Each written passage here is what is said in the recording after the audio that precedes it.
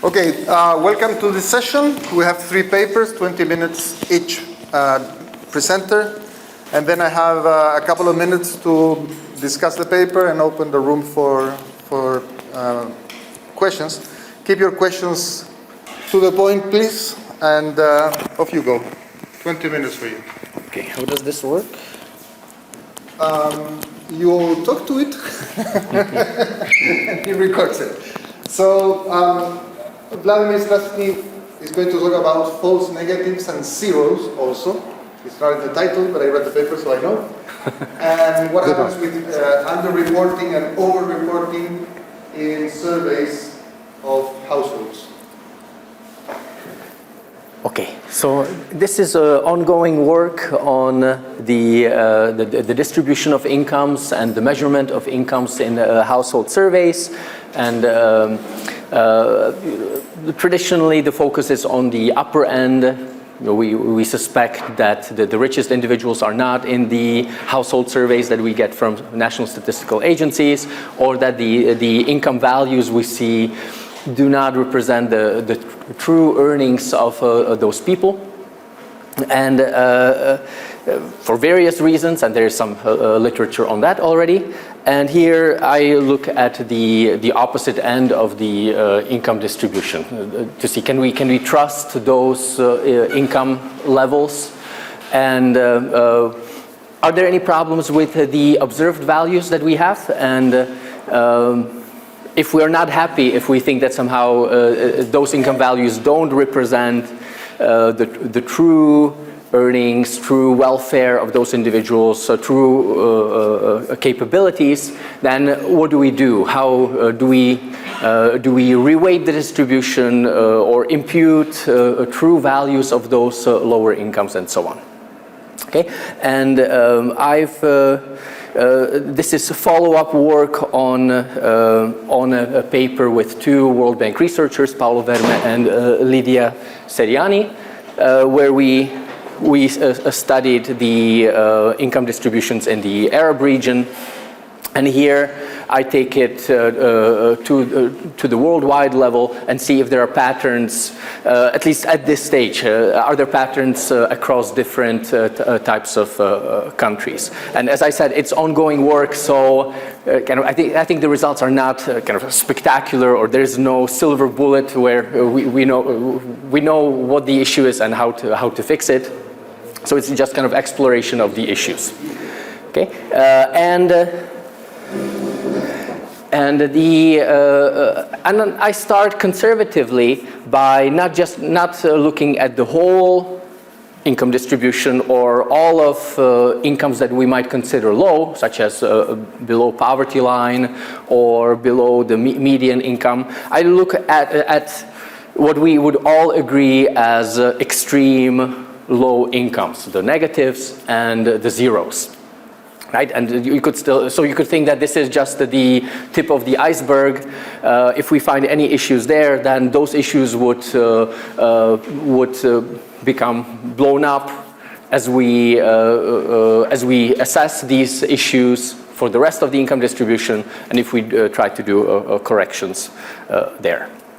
Okay, so the main question is what's the distribution of, we could say, bottom incomes in national household surveys.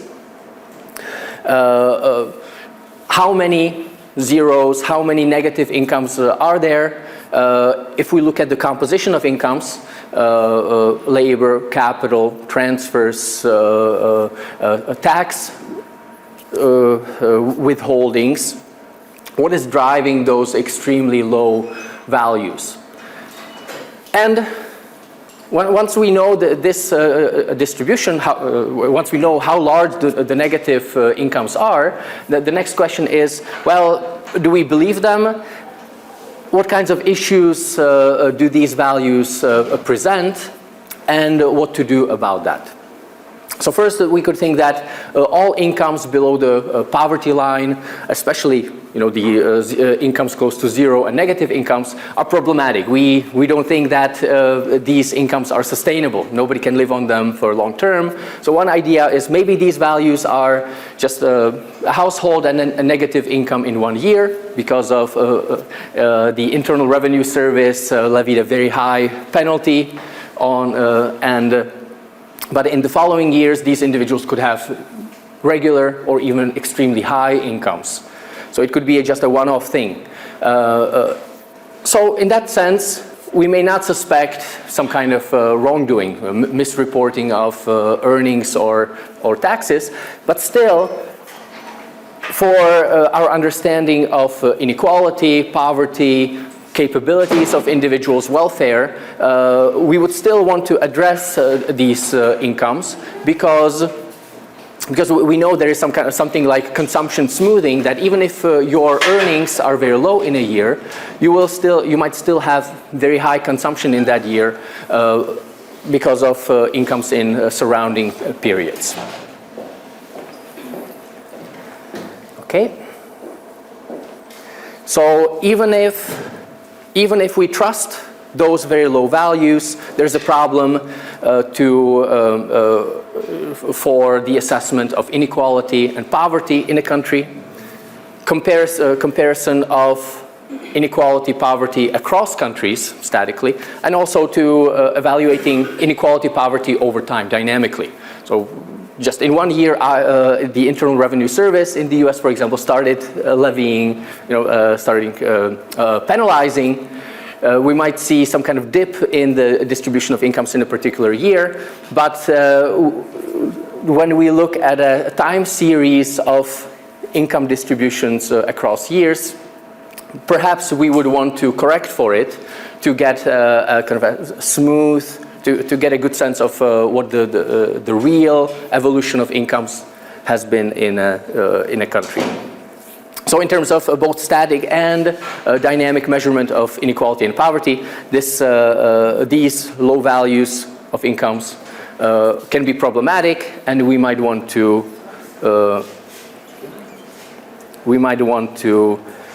treat them somehow. Okay. The next question is, so well, these low income values may also be fake. The individual could have high income, but over-report liabilities, under-report earnings for tax purposes. And so even when the survey enumerator knocks on the door, this individual, for some reason, might still misreport their income just so that he wouldn't get caught with tax authorities. So here I kind of talked about the various meanings of low income values, various issues they might represent, and this gives us various reasons to pay attention to the bottom tail of the income distribution and think how to approach it. And I propose there are several approaches already. Well, one approach would be keep zero and negative incomes as they are. If households report them that way, maybe we should treat them as is, and construct our inequality and poverty estimates using these values. One problem there is that the standard inequality indicators don't allow for negative values. So if you calculate simple Gini coefficient, all the zero and negatives are dropped, and so this approach doesn't go very far. Another approach is to just proactively delete, either reset negative incomes to zero, or delete all the negatives, delete all the zeros, and just focus on positive income values. And as I said, I'm looking at really at the tip of the iceberg, just the zeros and negatives. I'm not talking at all about incomes between poverty line and the zero. And that's another approach that has been very popular in literature. Here, I am exploring another approach of imputing the true value of incomes when the reported income in the surveys is 0 or negative.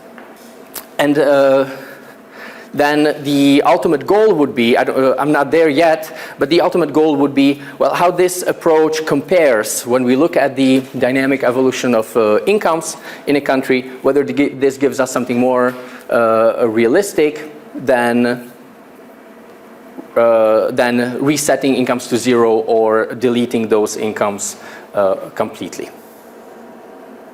Okay, so I've mentioned that I look at the prevalence of 0 and negative incomes across different household surveys. I decompose the zeros and negatives into components. How much is it due to negative self-employment incomes, or negative farming incomes, or negative capital incomes, or undue or excessive withholdings by the state, to see if there are any clear patterns. And it turns out the preliminary results suggest that across different countries, the patterns are different. In high-income countries, we see a lot of the excessive withholding by authorities. So on the earning side, things look okay, but then there is a very high positive charge by tax authorities, which brings the post-fiscal income to be negative. In middle-income countries, so middle-income and upper middle-income countries, I believe capital incomes, negative capital incomes. So the reported negative, I guess in that category we could talk about dividends, rental income, royalties, other kinds of capital income becomes the major source of observing negative incomes in those surveys. In lower income countries, negative self-employment income. So part of it would be the negative farming incomes are a big explanation for negative incomes in surveys. Okay. Another way that, to look at the incomes, so I already distinguish, or I will talk about the results, that the results differ between households with exactly 0 incomes and households with explicitly negative incomes. We can think of the drivers for these incomes could be different. If a household has exactly 0 reported income, we should really think of the income distribution as a very smooth distribution with no reason for a mass of incomes at exactly 0. So one possibility is that the 0 incomes are not about what households reported, but some kind of treatment by the National Statistical Office or the data aggregator, such as the Luxembourg Income Study or ERF, in dealing with irregularities in households' responses. When we have negative incomes, there is less of a sense that it's the statistical agency or the data aggregator who produce these values. It's more likely that it is the reporting by households themselves. So we find different results for households that have 0 income reported on the survey and households that have clearly negative income values. Next, and then this is where I have stopped so far, but the conjecture that I want to explore is how these different degrees of low incomes, so very high negative incomes compared to, let's say, low negative incomes compared to zero incomes. Are there differences between households in each category? The conjecture would be that perhaps the small negative incomes are prevalent among chronically poor people who are temporarily in trouble. So you have a very poor household who temporarily gets into some trouble, like there's a health problem, very high hospital bills, so very high expenditures, liabilities, or inability to work that would temporarily put this household in debt. And by contrast, we might think that the large negative values of incomes could be prevalent among chronically rich people who in one particular year, maybe you could think of Donald Trump or something like that, where you have relatively high income people who, for tax reasons,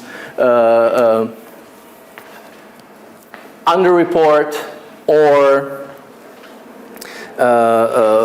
decide to realize income losses in order to, for some financial or political reasons and so on.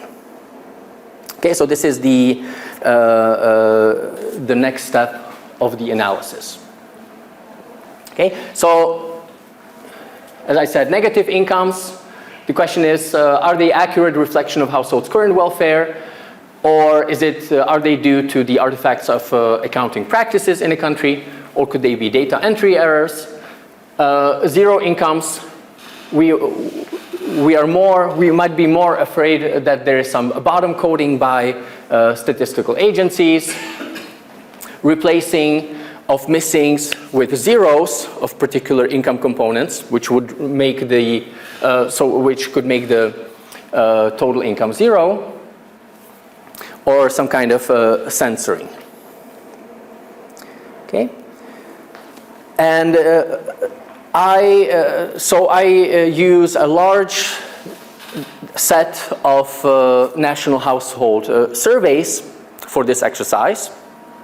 The main body comes from the Luxembourg Income Study database, which collects surveys for high income countries and some upper middle income countries, but it doesn't have too many middle and low income countries.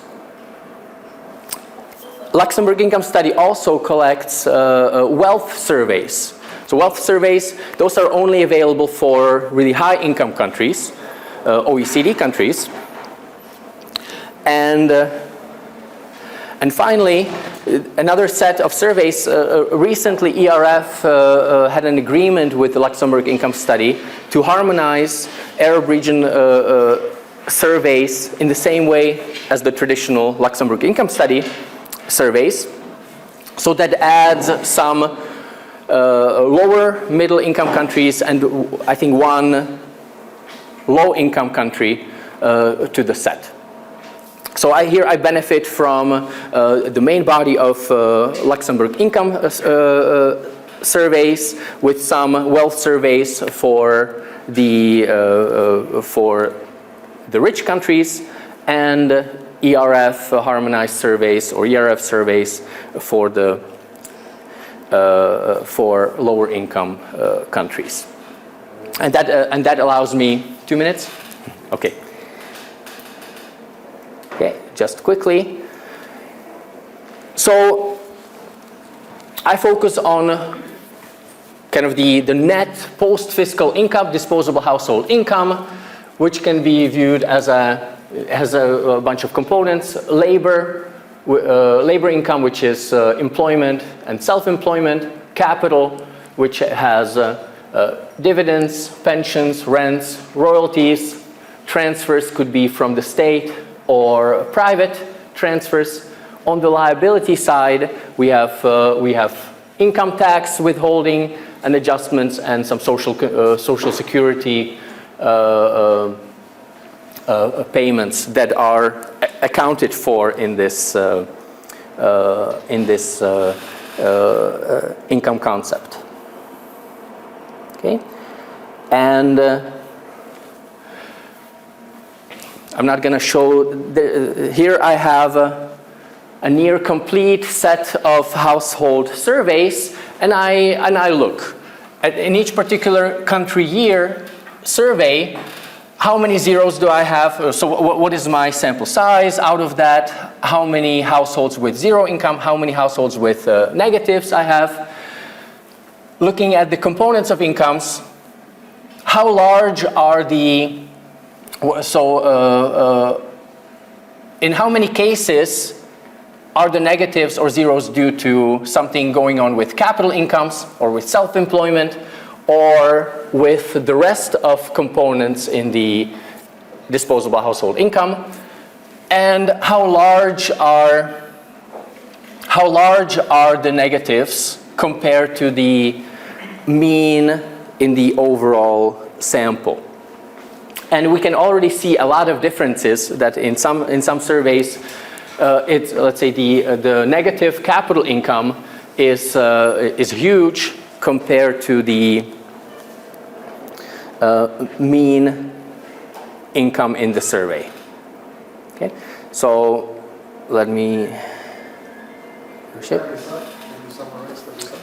yeah. So let me take 1 minute. Comparing, then as I said, well, do we trust this distribution of incomes, or what can we say about the households' observed welfare and capabilities? So comparing those income values to what we know about households' consumption, food expenditures, home ownership, health, education, urban-rural status, we see some disconnect. That the households who are supposed to have extremely low incomes are performing as well or better than other households in the country. So this is a percentage compared to the mean in the whole sample, and we can see that the households with negative incomes are over 100% of the values for the rest of the sample, while households with zero incomes are usually below it. Quick summary, which is might create more confusion than clarification.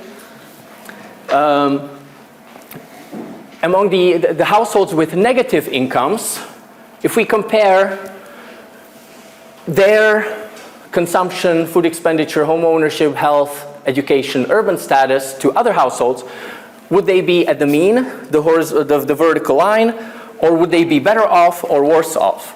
And we typically find that these values are around 100. So the households with negative incomes are not, do not show clearly lower welfare, lower capabilities, both in the short term, consumption and food consumption, and in the long term. But looking at households with zero incomes, we clearly see that among all these the multidimensional welfare indicators, the households are below what is typical in countries. Okay, and finally, I will show the last slide. Here we go. Which one is best? Perhaps something like this. So when we look, the last slide, 30 seconds. So when the last kind of question, well, how do things differ across countries with different income levels? So when here we have a full distribution, low, kind of not low income, but you could say the typically middle income countries, upper middle income countries, high income countries. We see a clear difference between the prevalence of households, or the prevalence of the problem of negative self-employment income, negative capital income, and maybe undue or very high burdens from liabilities. So looking here, the color scheme is also not very good, but you can see that the green crosses are at the top compared to other sources of negative incomes. In this middle range, it is the negative capital incomes that are driving households to have negative incomes, while at the lower end we see the blue triangles, which is the negative self-employment income, which is the main cause of observing negative incomes in surveys. Let me stop right here. Thank you so much.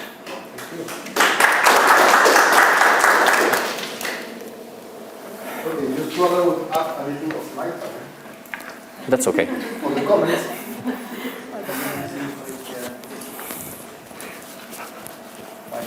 No, I apologize. Okay, this is a very interesting paper. There you go. Oh, nice. I have some comments for the paper. It's very interesting. It's a topic that I don't know anything of. Perfect. So this is going to be the layman's view on this issue. So now you know everything. Well, more or less, because the paper is really very complete. One too many results. I'm not going to even go in the results because there's a lot of them. In principle, it would be useful for household surveys, of course, income distribution and poverty levels and poverty alleviation, because if you track down the welfare of the individuals and the families and not necessarily the income, you can allocate the subsidies in a better way. So it's really very important, and I liked it. The take-home lessons, because the paper is long and it has a lot of material, get a little blurred. So one of the things that I would like to see in a revised version of this paper is, now we know there are zeros and we know there are negative numbers. What do? Shall we drop them? Shall we fix them? Or just ignore them? And this is not a statistical thing, it depends on what you want to do, right? If you want to, for example, take measures of inequality, do these numbers matter? Maybe not, because you have 80,000 observations in your sample and very few zeros. It might not be important. But if you're trying to allocate subsidies or design subsidies to allocate for families, it might make a huge difference. So the drop, fix, or ignore will depend on what you want to do, but it would be very nice if Vladimir can tell us what to do. It would be very useful.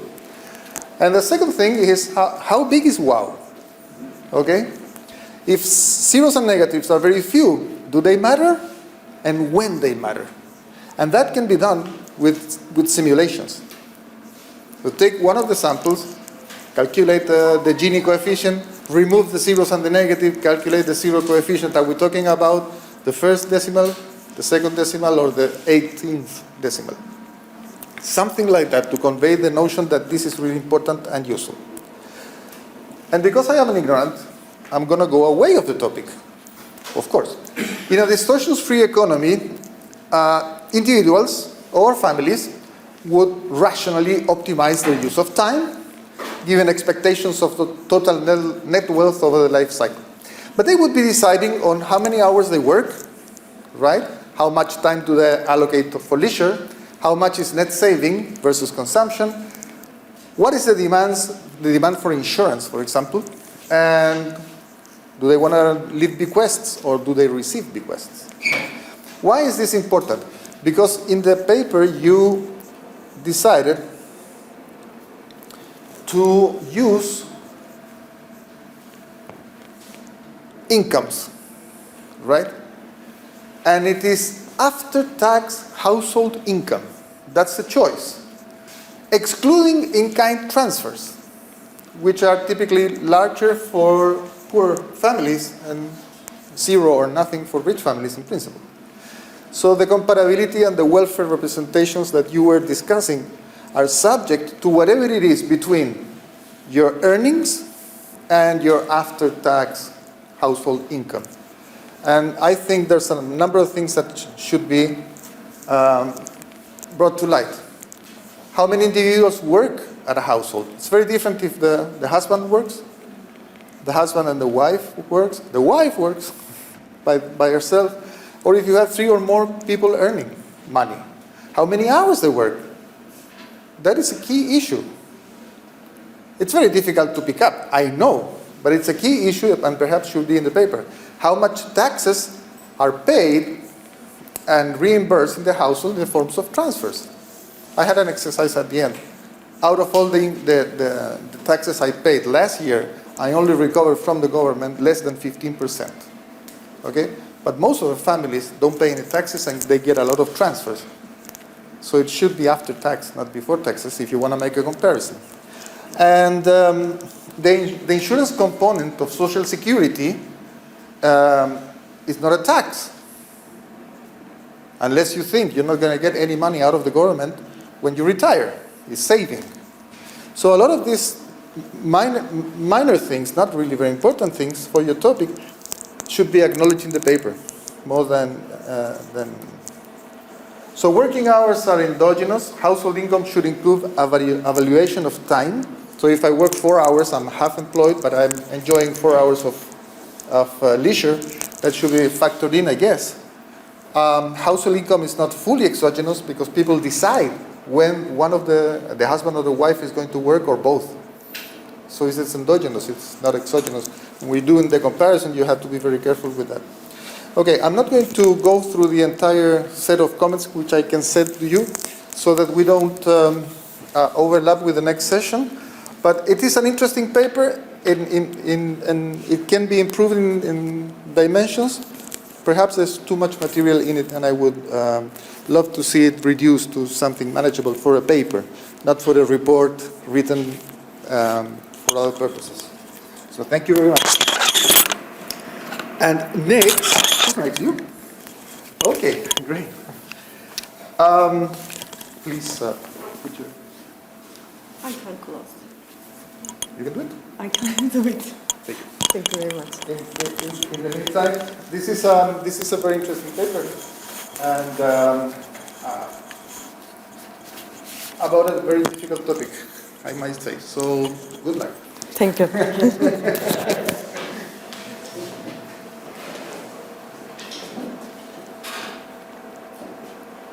Okay, we have now. No, I am so sorry. That comes afterwards. Okay. We have Fatma Taşdemir with a paper with a provocative title. Do capital flows goes deindustrialization? And she's going to try to convince us that it does. Hello everyone. I am Fatma. Thank you very much, dear professor. The title of my paper is Do Capital Flows Cause Deindustrialization?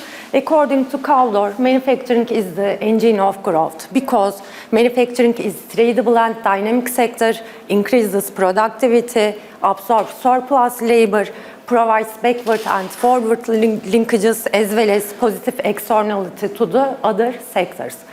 All these arguments make the manufacturing industry unique for growth, even in servicified economies.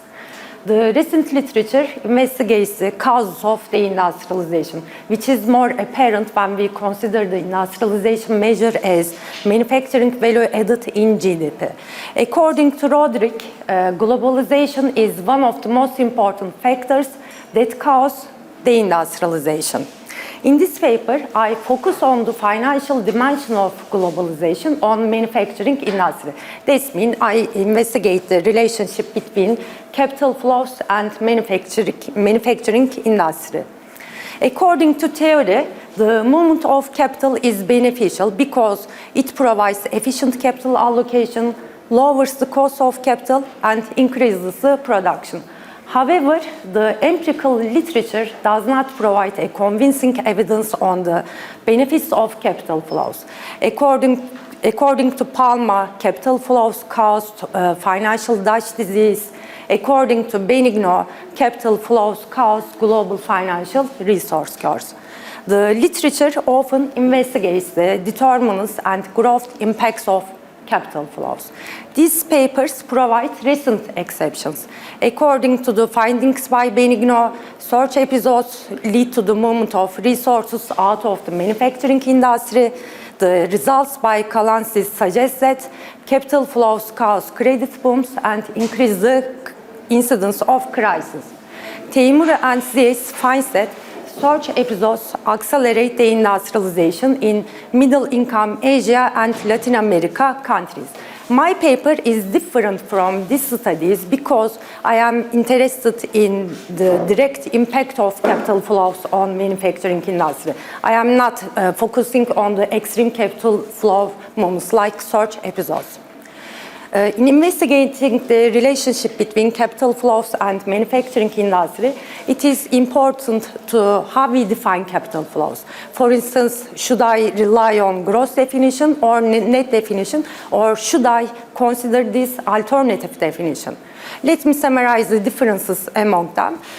Gross definition differentiates the foreign and domestic residents' financial asset purchase decisions. In this context, capital inflows represent the domestic asset purchases by foreign residents. In a similar content, capital outflows show the foreign financial asset purchases by domestic residents. The difference between capital inflows and outflows are embodied in the net definition of capital flows. Benigno maintains that the sum of current account deficit, which is the mirror image of the net definition of capital flows, and change in reserves are better measured than the gross and net definition of capital flows. So, in my paper, I consider this definition. To investigate the relationship between capital flows and manufacturing industry, I consider this equation. Here I represent the countries and T denotes the years. My dependent variable is the natural logarithm of real manufacturing value added, and I consider that real income per capita, financial development, prevailing exchange rate regimes, and trade openness are important factors that affect manufacturing industry. Our measure of financial development is financial development index, which varies between 0 and 1, with higher values represent better financial development, and we consider the de facto exchange rate regime classification by Izetsky, Reinhardt, and Rogov. According to this classification, exchange rate regime varies between 1 and 6, with higher values represent more flexible exchange rate regime arrangements. But Reinhardt and Rogov notes that exchange rate regime 5 and exchange rate regime 6 denote either high inflationary periods or macroeconomic instability. So I include the observations up to the exchange rate regime 4. This is the conventional measure of trade openness defined as the sum of exports and imports in GDP. The literature often estimates this regression by employing either panel fixed effects or GMM estimation method, and they often ignore the cross-sectional dependency that leads to autocorrelation and unbiased parameter estimates. We can reparameterize the former equation as the following. In the presence of cross-sectional dependence, we can disaggregate this error term like the IID part and cross-sectionally dependent part. Here, FT is the unobserved common factor, which can be proxied by cross-sectional averages. You can think that the unobserved common factor is like a global macroeconomic shock.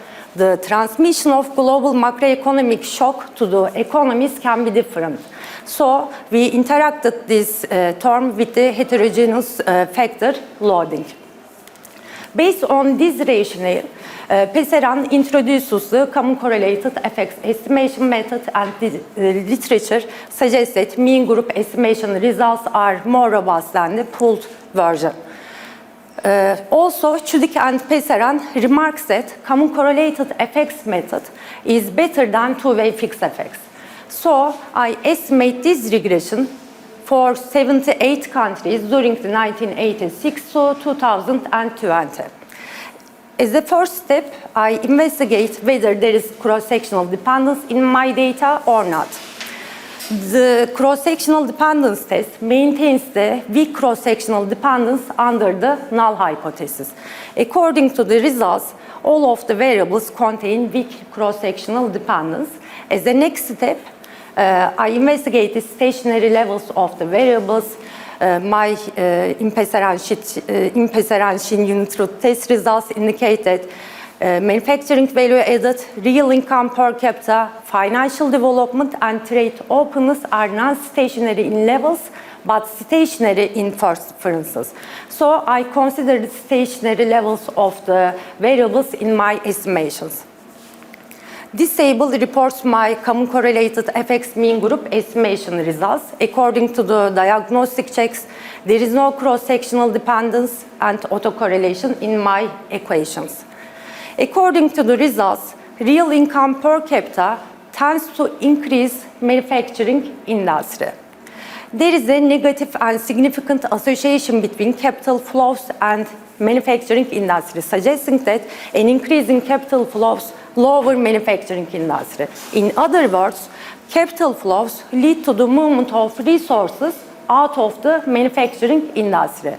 My results indicate that financial development mitigates manufacturing industry in the sample of advanced economies. Actually, this may not be surprising because advanced economies have higher levels of financial development, and a further increase in financial development tends to encourage servicification, I mean deindustrialization. Exchange rate regime flexibility also increases manufacturing industry, except the sample of advanced economies. This is because most of the advanced economies joined the Euro system and they gave up the independence in their monetary policies. Trade openness also increases manufacturing industry. Then I consider that the aggregate manufacturing industry contains widespread heterogeneity in terms of technology level. So I disaggregate the manufacturing industry as high-tech and low-tech. This table reports the results. Our estimated equations satisfy the desirable diagnostic checks. And in this, to save the time, I will just focus on the estimated coefficients for capital flows. According to the results, capital flows tend to mitigate high technology manufacturing industry, but increases low-tech manufacturing industry in the samples of advanced economies and emerging market and developing economies. These empirical results suggest that capital flows actually lead to the movement of resources within the manufacturing industry from high-tech to low-tech. In many economies, capital flows lower low-tech manufacturing industry. Then I implement some robustness check. First of all, I consider the net definition of capital flows. Further, I disaggregate this variable as FDI and non-FDI flows. Here's the results. Accordingly, the negative impact of capital flows is driven by non-FDI capital flows. Then, considering our sample period contains a recent global financial crisis, I divide the estimation sample as the pre- and post-crisis periods. This actually provides a robustness check on whether our estimation results change during the pre-crisis or post-crisis period. According to the results, my estimation, my empirical findings appear to be the case during both pre-crisis and post-crisis periods. And then I changed my estimation procedure and employ GMM estimation method. Here are the results. According to all the estimated equations satisfy the instrument validity test, and there is no autocorrelation in my estimated equations.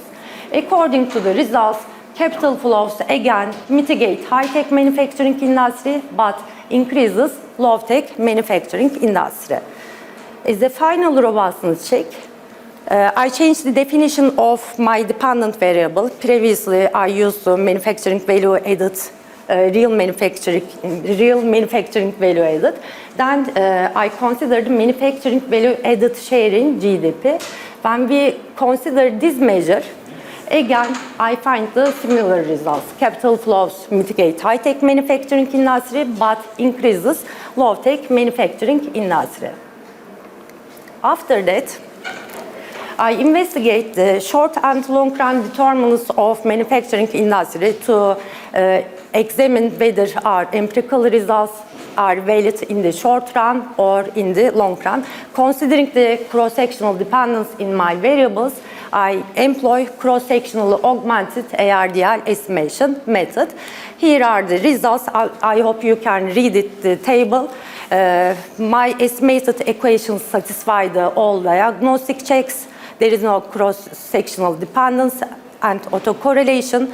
According to the cow test, there is a co-integration among the variables of interest, so I can establish error correction mechanism and investigate the short and long run determinants of manufacturing industry. Here, ECM terms are negatively associated with manufacturing industry in all the estimated equations, suggesting that manufacturing industry adjusts to the deviations from the long run equilibrium. The impacts of capital flows on manufacturing industry is negative and significant in the long run as well as in the short run for samples of advanced economies and emerging market and developing economies. When we look at the results for the MENA economies, we observe that the negative impact of capital flows on manufacturing industry is the case only in the short run. Then I estimate this regression for the high-tech and low-tech manufacturing industries. I find that capital flows lower high-tech manufacturing industry during both long run and short run for the samples of advanced economies and emerging market and developing economies. But capital flows increases low-tech manufacturing industry, especially in the long run for samples of advanced economies and emerging market and developing economies. In MENA economies, the negative impact of capital flows on manufacturing industry is the case only in the short run. Finally, I investigate the dynamic response of manufacturing industry to 1% shock in capital flows. To investigate this issue and to obtain the impulse response functions which comes from the shock in capital flows, I employ local projection method. I estimate this equation. Here K represents the year after the shock in capital flows. I consider that 8 years will be enough to capture the impact of the shock on shock in capital flows to manufacturing industry. And here beta K represents the percentage cumulative change in manufacturing industry with respect to its value in the beginning of the shock in capital flows. To obtain the impulse response functions, I plotted each beta K with respect to years and plotted them within the 90% confidence intervals. To save the time, I will just show the impulse response graphs for the whole sample. In these graphs, you can think that the years 1 to 3 are short run, 4 to 6 are the medium run, years 7 and 8 represent the long run. When we look at the picture for the aggregate manufacturing industry, we observe that 1% shock in capital flows lower manufacturing industry by 0.03% in the short run, and the impact of the shock has been deepened in the medium run. There is a relatively improvement in the long run, but it is hard to say that the impact of the shock has disappeared. The high-tech manufacturing industry is negatively affected by the shock, especially in the long run. Low-tech manufacturing industry positively affected by the shock, mostly in the short and long run. Let me conclude. According to the Caldor, manufacturing is the engine of growth. In this paper, I investigate the impact of financial globalization on manufacturing industry. My results suggest that capital flows lead to the movement of resources out of the manufacturing industry, and this negative impact is driven by non-FDI capital flows. And this result is the case both in the short and long run. When we disaggregate the whole manufacturing industry as high-tech and low-tech, we actually observe that Manufacturing capital flows actually lead to the movement of resources within the manufacturing industry from high-tech to low-tech. A recent report by IMF suggests the use of preemptive capital flow management measures like capital controls. According to the literature, capital controls are not effective, but they are useful in changing the composition of capital flows. So we can use capital control as a policy to change the composition of capital flows from non-FDI to FDI. The movement from turbo globalization to responsible globalization, along with the international cooperation and solutions to globalization-related problems, may diminish the deleterious effects of capital flows. Thank you very much for your patience.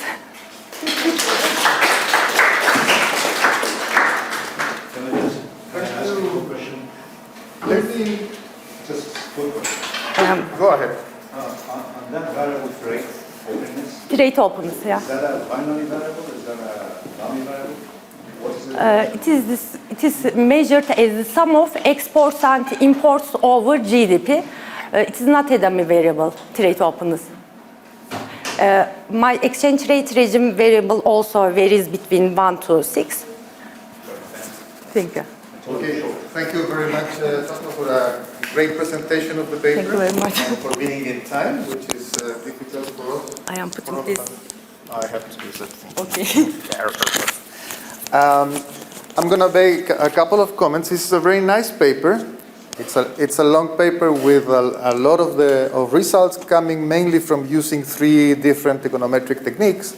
I would suggest using one, which you like, because the reader gets confused with one after the other, and maybe put whatever you intended to present that is not substantial in an appendix, so that the reader can follow your entire line of thought. Okay, so what are the contributions of the paper? It's an empirical paper on a topic that is, as the presenter said, widely discussed, but she uses more sophisticated techniques, and the common correlated effects in this case could be very important. So the basic equation looks like that. Manufacturing value added on the left-hand side, a bunch of variables on the right-hand side. Here, the key parameter is beta 1, which relates capital flows to value added in the manufacturing sector. And there's all sorts of biases that can arise when you do this kind of model. Some coming from omitted variables, which should be in the model but are not in the model. That's one. The second one is that you have non-observed effects.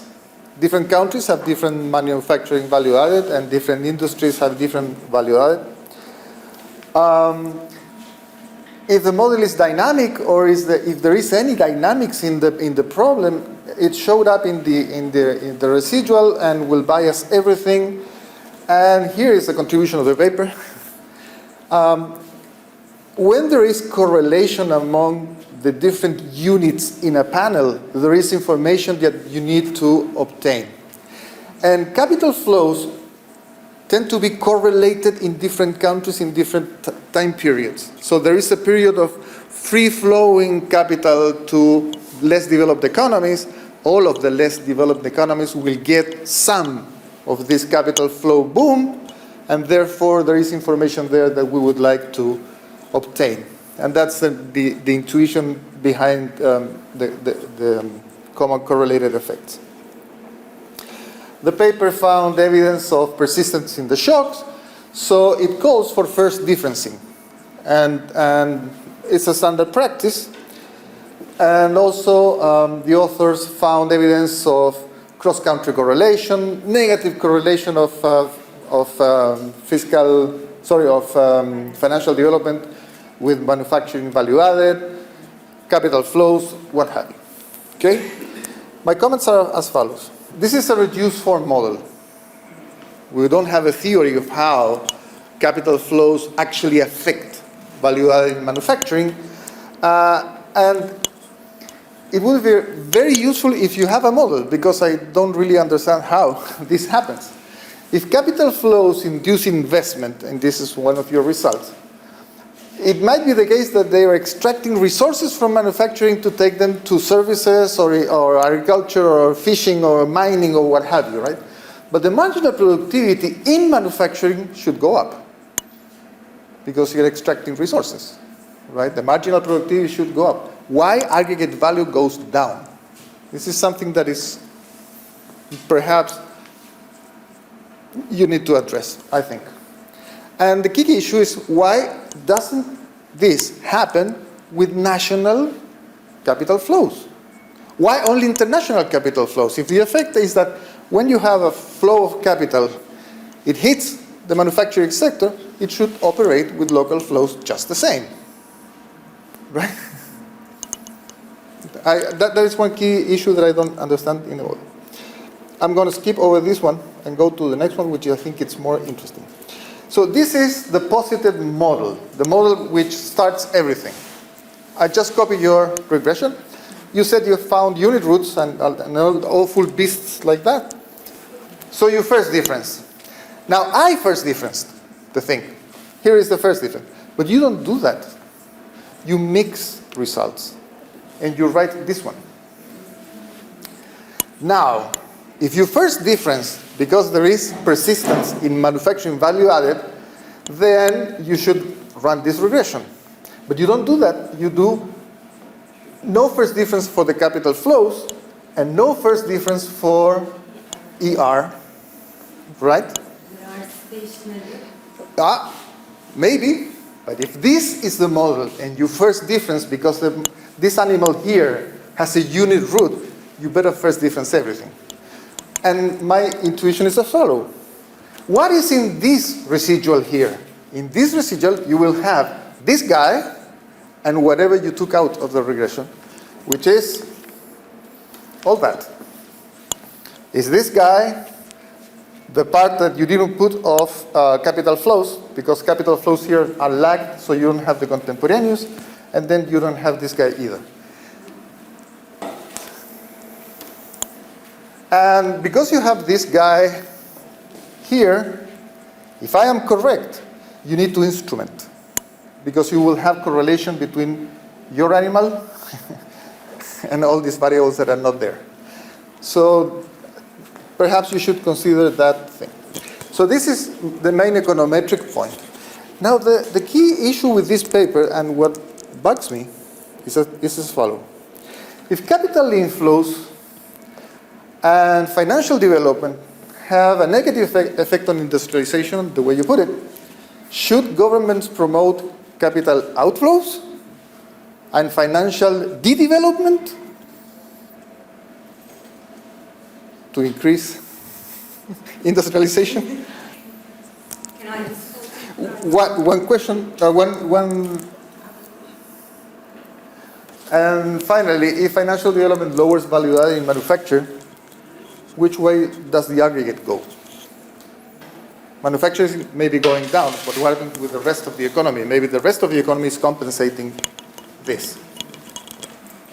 Let me open the floor for questions, and then you can reply to my nasty comments to you. Okay. Let me reply to you. Okay, cool. Why not? You're the boss, so it doesn't matter. Go ahead. Shoot. Shoot back. Can I respond right now? Okay, thank you very much. First of all, my capital flow management definition does not allow us to differentiate between the domestic residents' behavior and foreign residents' behavior.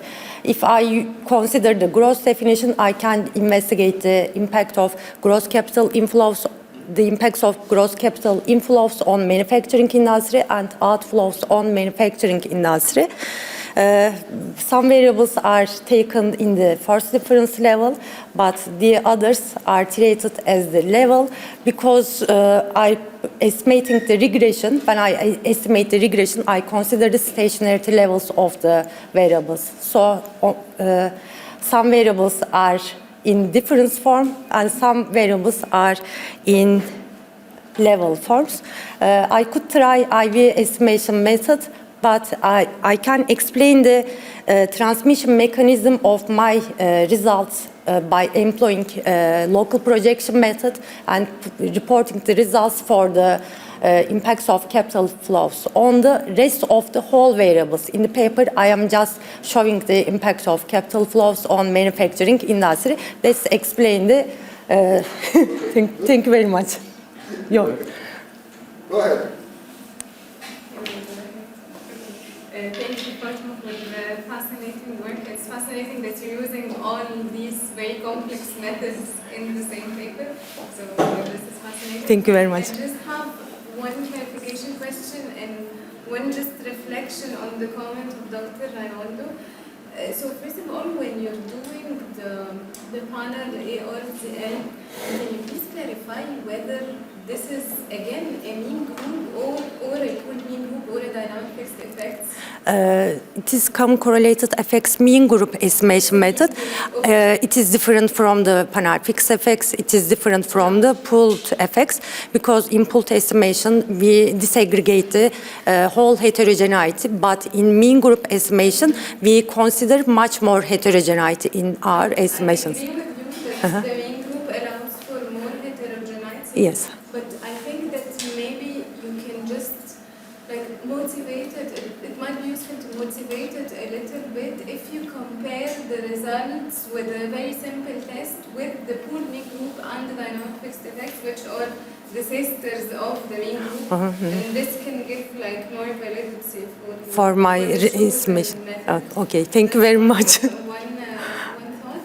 And another thing, when Dr. Raimundo was saying about the negative impact of capital flows on manufacturing value added, I'm just thinking that in Fatma's defense, that manufacturing is already declining in developing countries in general. So this is the industrialization trends according to the Roderick work. So maybe if we look at the capital inflows impact on services, for example, it could be increasing and it could be like making sense Capital flows. that it is reducing because already manufacturing is declining anyways.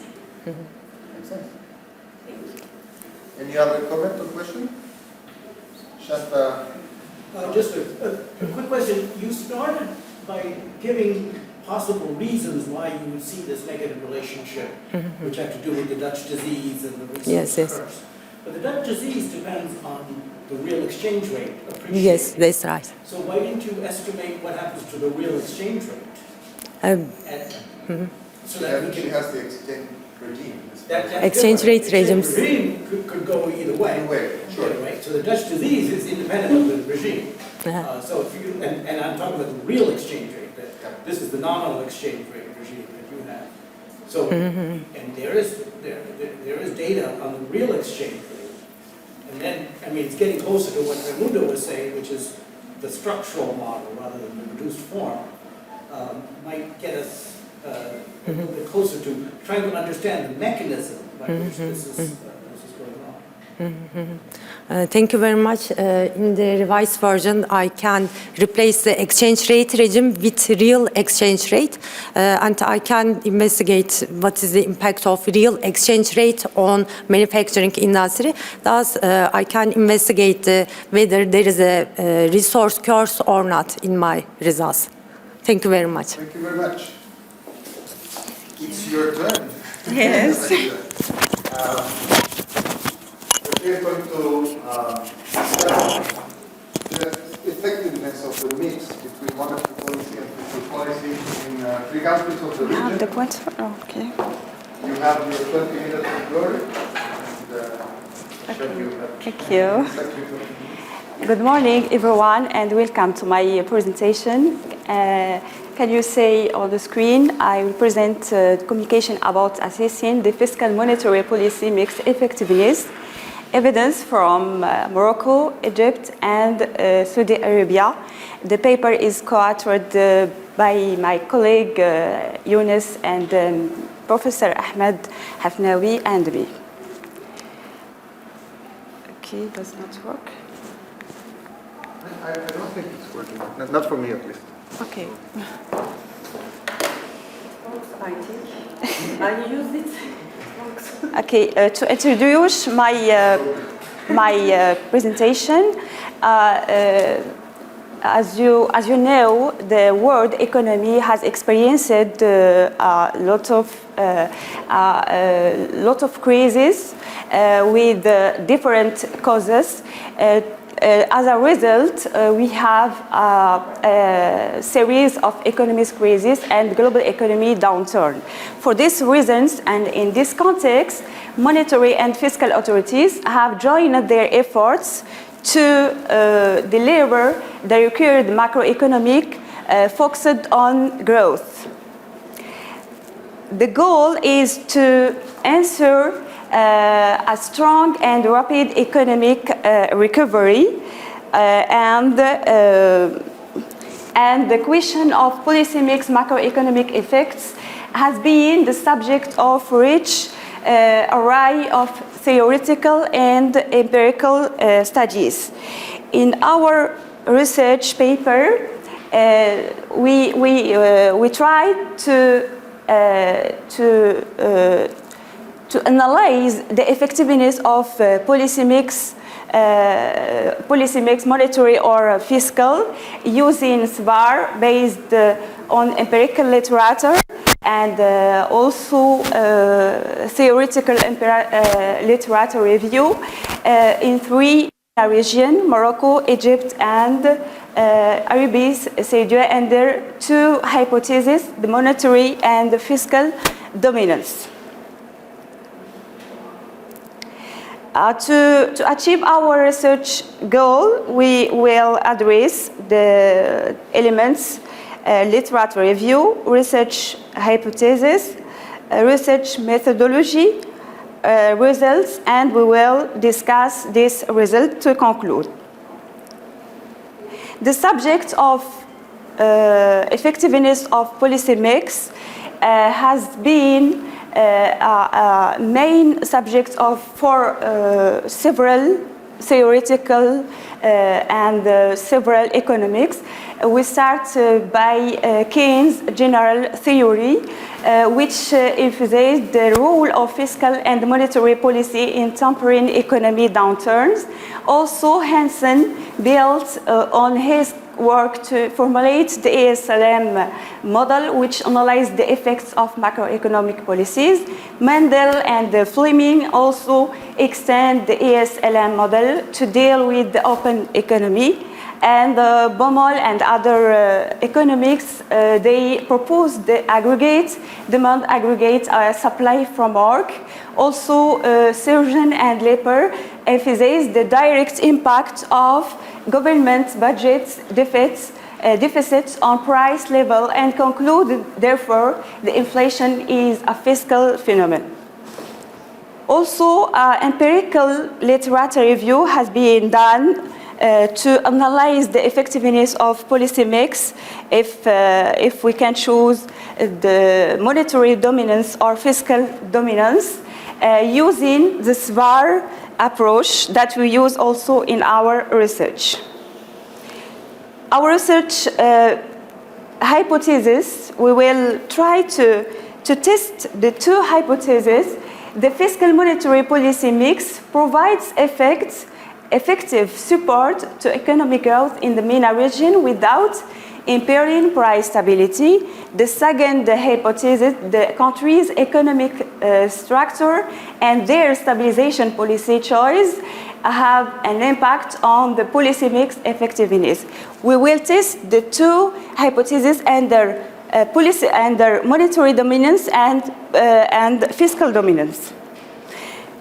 And in this study, we are interested in analyzing the response of economic growth and inflation to structural shocks emanating from monetary and fiscal policy. The variable which measure monetary is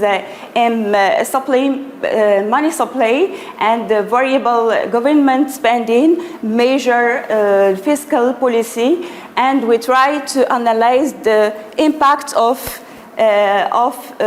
these variables on current account, inflation rate and GDP growth for the three MENA region countries for the period 1977-2021 using the SBAR approach.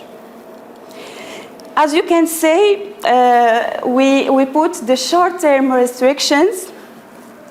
The current account is a key variable in small open economies. We use also the inflation rate as a macroeconomic variable, and also to measure the impact of fiscal or monetary dominance, we use government spending and money supply that they react instantaneously to shock in current account, inflation rate, and GDP. For our econometric approach, we started by testing the stationarity of our variables using unitary test. Then we estimate the var order for each country, and under the two hypotheses, monetary dominance and fiscal dominance. Then we validate our models. After that, we put our restrictions to analyze impulse response function under monetary dominance and under fiscal dominance to conclude which the schemes is better for each country.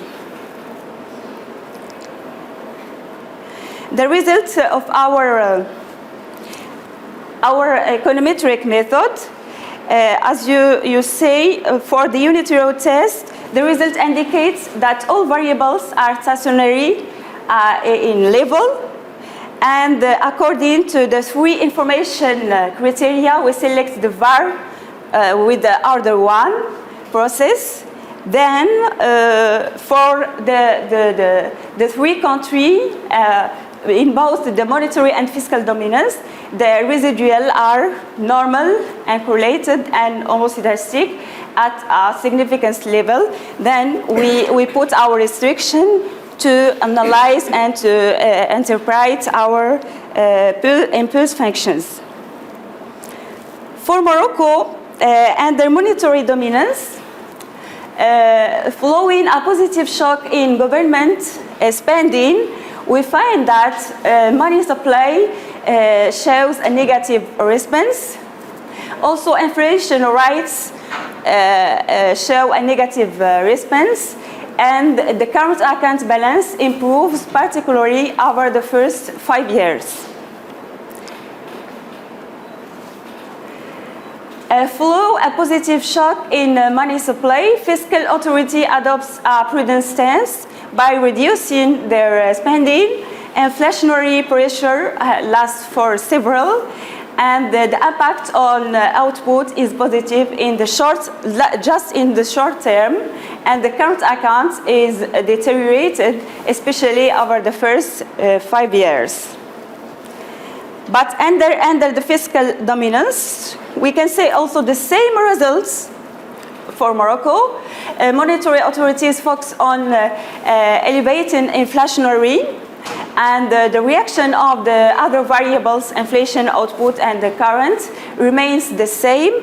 Also, the coordination scheme choices, monetary or fiscal, do not have any impact on fiscal policy in Morocco. And also, following a positive shock in money supply, the government raises its spending, but the impact on inflation and the output does not change, and the fiscal dominance for Morocco.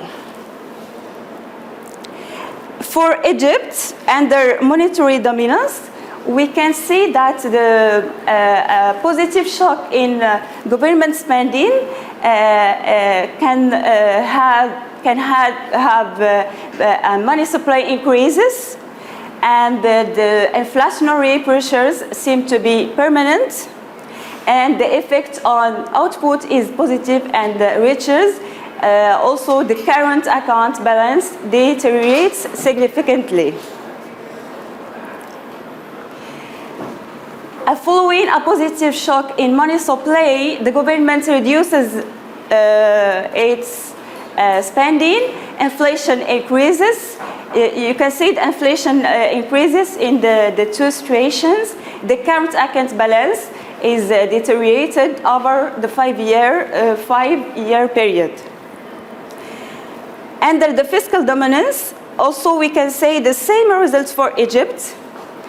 There is also central bank maintains its accommodative monetary policy. A positive fiscal policy shock puts upward pressure on inflation, and the reaction on the macroeconomic variables does not change under the fiscal dominance.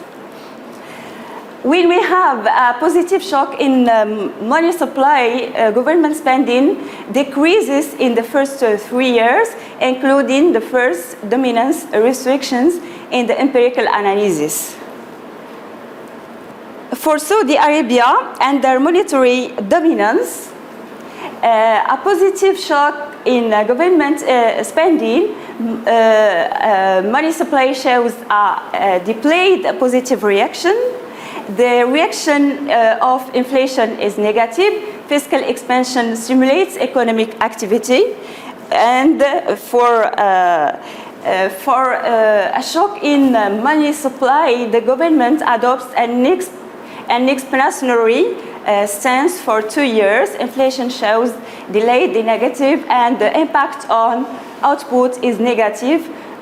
Also, the current account balance is deteriorated.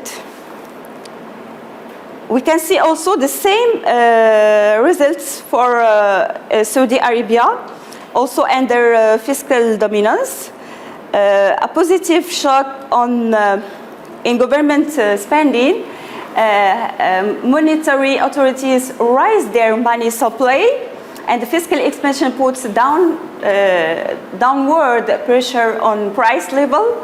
But for a positive shock in money supply, the government increases its spending over the first years and changing the coordination scheme in the empirical study. We will summarize all these comments for impulse response for each country. We start with Morocco. We have the same results under the two hypotheses, monetary and fiscal dominance. Why we find the same? Because the central bank in Morocco has a restrictive stance. The Moroccan central bank can control the stabilization of price, and for the fiscal policy has no impact on stabilization prices in Morocco. The central bank maintains the same restrictive stance under the two coordination. Moroccan monetary authorities remain focused on stabilization inflation rates, and when we have an expansionary fiscal policy, it has no impact on economic growth, because monetary authorities' restrictive stance counteracts the impact of an increase in government spending. And also, Moroccan monetary authorities managed to boost growth in the short term. Okay, this accommodative stance puts an upward pressure on inflation and leads to a deterioration in the current account. But for Egypt, also we have the same results under monetary dominance and fiscal dominance, because for Egypt, central bank, the coordination scheme choice has no significant impact on effectiveness of stabilization policies. These results can be explained by the central bank decision have as a goal to accommodate policy under the two coordination. There is a coordination between central bank and government policy in Egypt, which difference between Egypt and Morocco. Also, an expansionary fiscal policy seems to be an effective tool for stimulating economic activity in Egypt. Is contrary to Morocco. Furthermore, the central bank provides great support for the government's stimulus programs, but however, there is an inflation rate in Egypt for this reason. Egyptian central bank policy managed to generate a temporary positive effect on economic activity, but that put up-down pressure on price level and has a negative impact on current accounts in Egypt. For Saudi Arabia, as an oil exporting country, the central bank also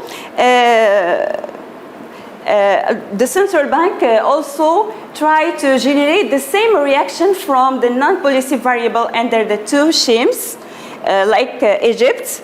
But in Saudi Arabia, there is no inflationary pressure because Saudi Arabia is an oil exporting country. The country can control the inflation rate when we have level inflationary percentage. To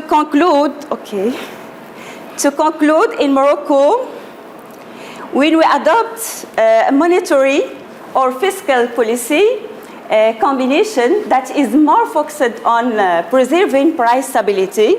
For that, in Morocco, we don't have a big inflation rate because the monetary authority can control the stability of inflation rate, which explains the negative impact on fiscal expansion on growth. When we have expansionary fiscal policy that cannot stimulate growth. But for Egypt, chooses a monetary or fiscal policy combination that is more focused on boosting economic activity. For this reason, we have, which explains the positive impact of fiscal expansion on price level. For that, we have an increase in inflation rate. But for Saudi Arabia, the oil exporting country, it has a wider margin of maneuver, and in implementing growth-oriented policy mix without impairing price stability, the coordination between policy, monetary policy and the fiscal policy is good, and there is no inflation rate because Saudi Arabia is an oil exporting country. And to summarize, for Morocco and Egypt, a better coordination between fiscal and monetary policy could lead to growth stimulation in Morocco and price stability preservation in Egypt. If there is a good coordination between the two policies. In addition, the two countries could rely on expansionary monetary policy to generate a short-term increases in their output, especially in periods of low inflationary pressures. Thank you for your attention. Thank you very much. Thank you. 20 seconds before the time was up. Ahmed, Thank you. go ahead. I saw that when you began your discussion, you wrote Mandela Fleming law, but I see no relationship at all between a fixed or a flexible exchange regime. To what extent you can justify this? Okay, any other comments while I load my presentation, which might take a couple of minutes? Comments? No? Come on. Don't be shy. Okay, this is a very interesting paper, full of results. and at the same time trying to deal with a very difficult topic. The authors would like to assess the mix of policy, the effectiveness of the policy mix, and they use structural VAR framework for that. And they claim to take into account the effects of the country's economic structure, as well as the implications of the stabilization policy choices. This is taken from the introduction, so this is a very difficult and challenging topic, and I'm glad they're working on it. But since I don't know much about this combination of fiscal and monetary policy, I started from a different angle. Which policies and what goals? Okay? And since I am an old guy, I took a look to the old literature, and the optimal policy mix would be based on the type of shock the countries received, whether in terms of trade, nominal interest rates, climate, and what have you. And it would depend also on what you want to do. If you want to stabilize the country, the optimal policy mix is one. If you want to control inflation, the optimal fiscal and monetary policy may be very different. And if you want to avoid or dampen a little the business cycle, the same. And also, the other thing that is important is what conditions you have for this. For example, the exchange rate regime could be a condition for the problem, or it could be a component of the problem. So, for example, in Saudi Arabia, there's no way you're going to change the exchange rate regime. The monarchy will probably fall, and the country will probably collapse if you change the exchange rate regime, right? But it also depends on the capital account openness and the trade openness and a number of things. So the old literature will tell you the wisdom would be optimal, depends on these kind of things. The new literature adds two things that we were not aware of in the past. One is that there may be unusual, large, unpredictable, mean shocks, like COVID or the Great Recession of the late 2000s. This can be accommodated easily. But the other thing that we learn is that you can do unconventional policies. For example, monetary policy of quantitative easing, right? And far more fiscal largesse than we used to have in the past. So, what are the goals? What are the policies? Are very complicated animals. Both literatures, nevertheless, tend to focus on the short to medium term, and they don't take into account the long term. But this paper is on growth, and growth is a long-term thing. It's not a short-term thing. So this is one thing. So the target of the paper would be to focus on economic growth without inflation, okay? But this is a long-term issue. They operate with a structural VAR of this form. I have a lot of trouble reading your paper because the definition of the variables is not there. So, for example, this is the current account, which is share of GDP, fine. Inflation, I can understand. GDP, I am not sure what you're talking about. M3, I don't know if it's nominal or real. Okay? And the government expenditures is a mystery also to me. That can be fixed very easily. And conclude that the effects in general are small. I have two comments, I think. Beyond the data description are not available. So variables are in levels of share of GDP would be helpful. M3, we don't know if it's share of GDP or real. But these two are not policy variables. M3 is not a variable in Saudi Arabia for the reason that it's an open capital account economy with a fixed exchange rate. The government cannot control money. That's one thing. And some of the Egypt and other countries have tried to control money or control inflation, and so it's not very easy. And if you look at the structure, and this is the Koleski decomposition of shocks, so that from top to bottom, this is more exogenous than this one, and the latter is more endogenous, the first one. One starts to think, why would the current account have a contemporaneous effect on government expenditures? Because you didn't put a zero there. Or M3. And why is the current account more exogenous than the rest of the variables? I'm confused on that. And a justification might do the trick, but I didn't see it. I'm going to pass on the comments to you, don't worry. Now, the next comment, which is more of a methodological, are you looking at the effect or the effectiveness, which are two different things? The effect is the outcome. Effectiveness will ask you to compare the results of the policy with the costs of the policy. Okay? I don't know how to calculate the cost of the policies, but effectiveness is a comparison between the outcome and the input, or the output and the input, and we don't have that.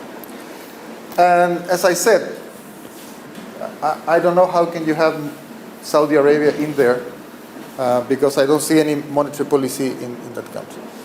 And lastly, you have policies in your paper that have permanent effects. But this is a VAR. Structural or not, it's a VAR. And in VAR, impulse response functions die and go to zero. So I don't see how can you have permanent effects on growth. You can have permanent effects on the level of GDP, that's for sure. But on growth, I find it very difficult. But maybe I misread the paper in that part. That's it. Thank you very much. Question? More questions? Shoot. Rachida is waiting. Okay, you can have your reply to the comments and the questions. We're almost done, Klaus. We can summarize everything for you if you want. Okay, Rachida, want to say something or want to just collect the comments? Yes, thank you for your question. We use in our literature review, we try to summarize all literature review which has been studied the subject. But in our empirical study, we focus on the current accounts and not on the exchange rates. Teacher, for our questions about restrictions, it's yes, in our paper we cannot put all restrictions, but we correct it in the last version, and also in our presentation we try to detail all variables and the use of each variables, and we explain also the restrictions that we put in the short term, because it's very hard to estimate also the long term for structure VAR for each country, and the paper will be very long for these reasons. We try to understand the short term, and perhaps for the next paper we can also put restrictions for the long term to understand what will happen when we have the policy, monetary policy or fiscal policy for each country. Okay. Thank you. Thank you very much. Okay, this is it. Lunch is on the way. So. Thank you.